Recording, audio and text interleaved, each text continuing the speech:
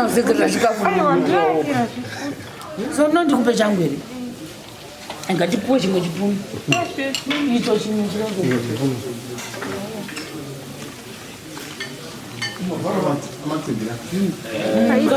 Ngati zamurumo mino kuti indala chingwa changu munokupuwa ndakudla mbichana unozoti mushroom soup inokumudza kuti ndimudumbu ine mene chef tamuchanesu ndira pasi pemhino masitro andiyekera zvimwe hasi eplastic but anyway ndo juice rangu ndaiuyati cheese. Cheers. But I got the movement, but I got the. So, do whatever you cheers. Cheers. Cheers. Dite, you talk and say, Segura. Who likes it as we make it? Cheers.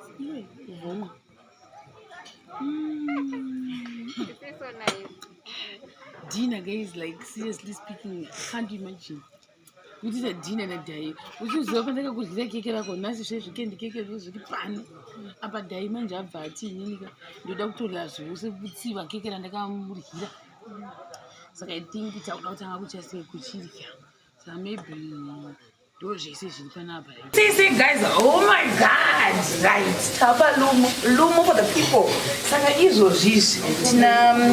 I want to chef, I'm not so sure. Saka, as I said before, see as a base. Do what I sponsor tinge tiri na diamond for 2 nights.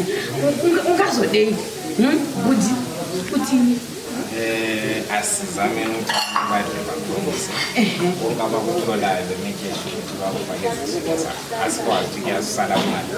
let's make sure to eat my name is Chef Trevor.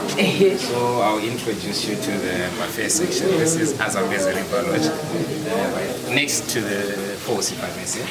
So we have Chef Pius here. He's the guy who made our starters and whatsoever that we had. I'm sure today he's done the traditional way. So Chef Pius, please take us through.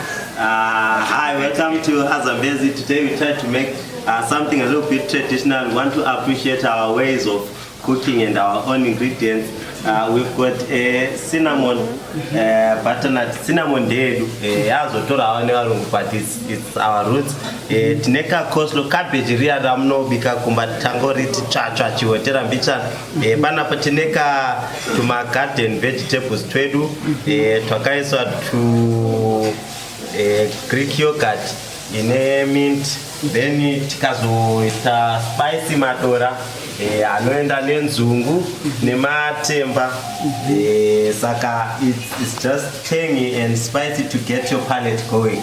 Saka zvinhu zvechivanhu hakuna zvechirungu, nongoona netuma plate twedu twechivanhu. Toda kuti vanhu vafarire chivanhu chedu chemuZimbabwe date. Ko zishizha ndezve. Zishizha izvi ndezve is very indigenous, zvinotofarirwa nenzou. Saka tangoti mumbonzwa tumashizha anofarirwa nenzou and they are very nice mashizha iwayo. Mukangomatesta so. Then pataisa mushroom soup yedu nechinga chakagocha ichi chinoita kuti mushroom soup yedu inake. Saka everything is indigenous, everything is African, all the ingredients ndezvedu muno muZimbabwe. So ichi chingwa chaicho chikwa okay chichi one two zvichi dai we two things chaisho because no taste zvese so ndodya let's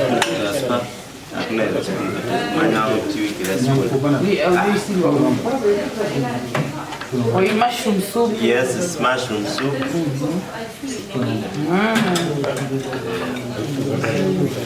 Saka master taya musadza dzedu because tofanoenda panyama. Pane ichi chandozama chiri chida kuchizama pandikazama zvose manje ndofunga ndichashandisa ndozondodya pamene chizoita sei ichichi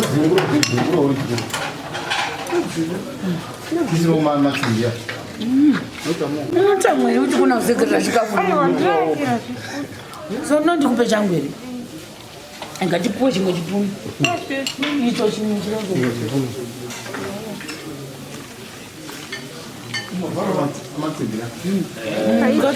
Ngati samurumo mino kuti indala chingwa changu unokukwata ndakudla mbichana unozoti mushroom soup inokumudza kuti ndimudumbu ine mene chef tamuchia nesu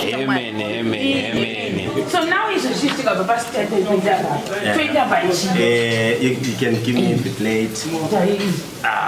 Then as we move forward, we grab our plates here. No, pinda papa, mu food warmer, mu plate warmer, my plate at here. Those are my bacteria. Oh, kutsinga bacteria. Roma. There's a village.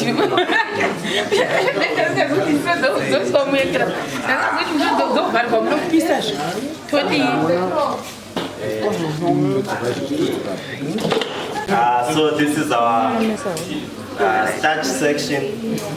This is our starch section. As you can see, it's a busy dinner, so people are having their meal. Sakati, ne salsa, ne rice, ne pasta edu, in cheese. Then nema cajun spice. Vegetables. In the dark. Alright. This is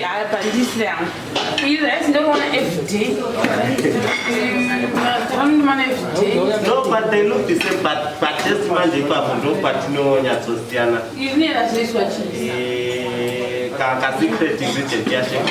Neno ana chef mazweza chipa. Hapa spice the tomato. Hapa ndaisa white sauce and cheese. So we are told that he spicy no over the baby. I have just barbecued rice. This is a chap put it on a pan.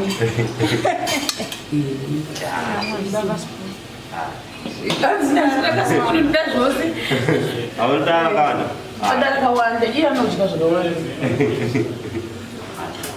Now, one of them put it. She is like a distribution.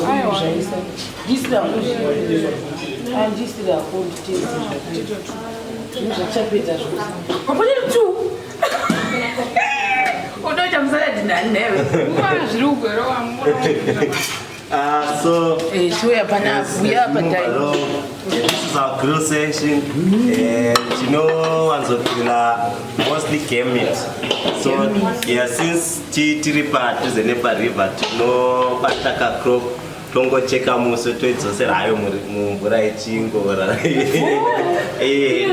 You know what develop almost eba.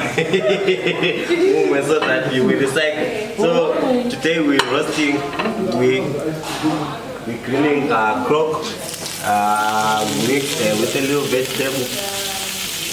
So this is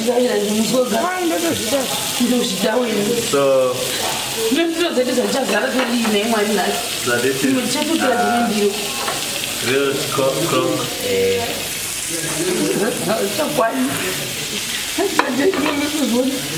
Nema sauces, ne tomato and onion, ne pepper cube.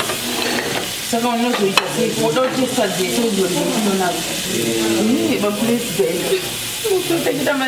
Usually barbecue sauce goes real nema potato. Chimboi ni ure chisai ya. I can only put them on the side if you decide to do. Is it spice and no, it's not spice. It's sweet and sour. It's just tomato and onion. Almost like yamuno itakumba party kaneka test kedi.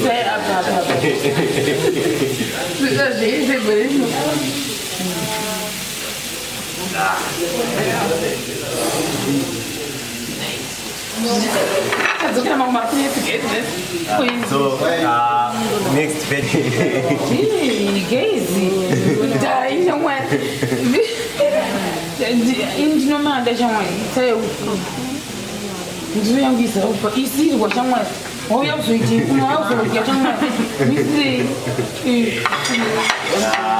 So these are roast chicken,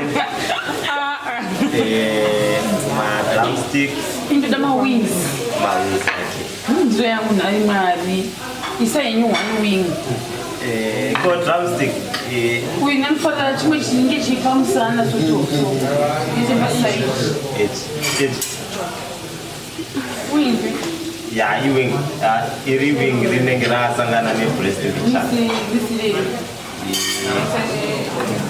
Ne drumstick. Chano chideju. Switch ka.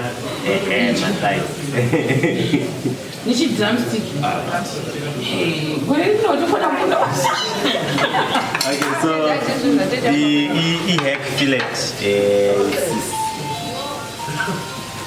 Fish is in a bones. Fish is in a bones. It's almost like cream. I know my bones are going to steak dry. Don't tell you when I don't make Yeah, you know go to a take over. These are special of the day.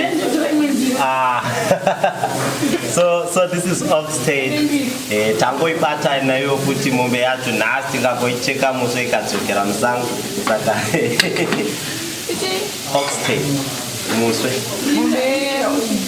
we mombe Chitanga day.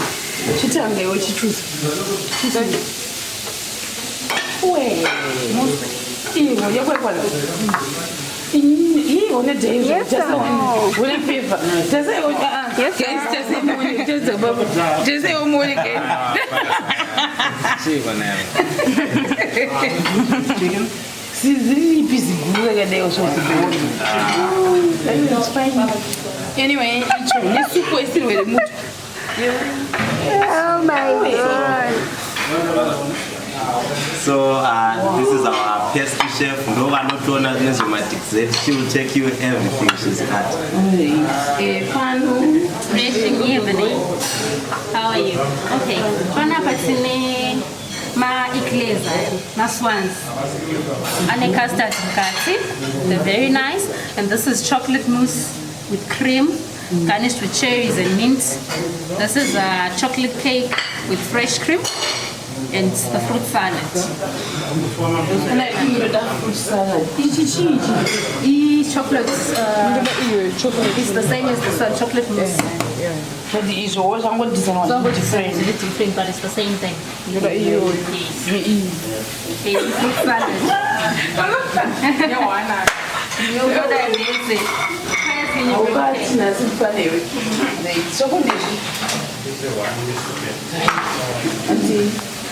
I think okay, let me ask someone to get it for you.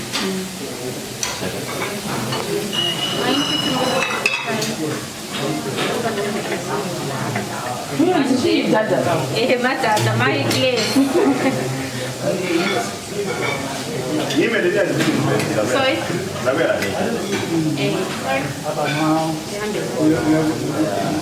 What else? I think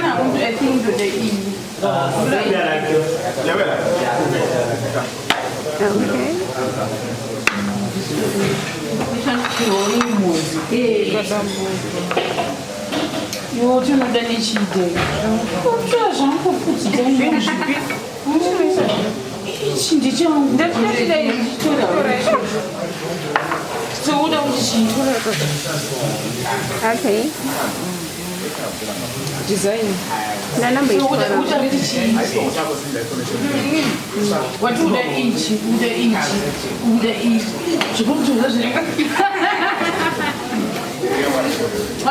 I think I don't taste the each. It's the same thing. You cream. Yes, you can get that.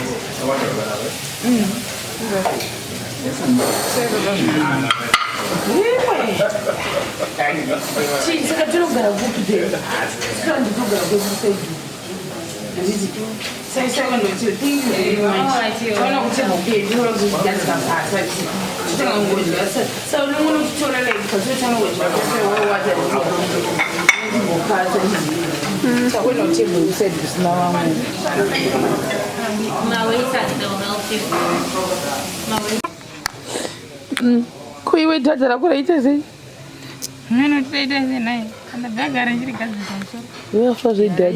Refreshing evening. Thank you. Yatanga kutoa rekoda. Cheers. Mbata wakade mungu na mbata wakade.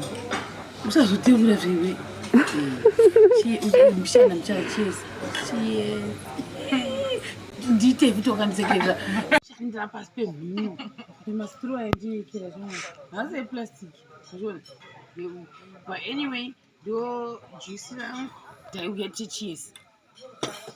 Cheers. Mbata wakade mungu na mbata wakade. Usazote mula fiwe. Mshana mchana cheers.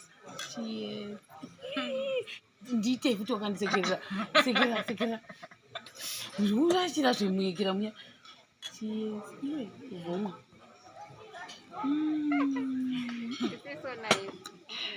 Dinner, guys, like seriously speaking, I can't imagine. We did a dinner that day. We used to open the good cake and nice shape again. The cake was really pan. About diamond, I've got the doctor last week. We see what cake and the gum here. So I think it's out how we just say good chicken. So maybe those she says she's gonna right now. Then juice like it and have to achieve and do to the body and to Angiro, my roaring. Where my yes, guys, the far food, eating gay cocono, quake quasi base. Can you imagine? Do anyone walk on with imagine in dinner die, can't just count. Ndango yet got the lama fit on well. Cooks of the evening when a partner, coaches need to eat. I surrender.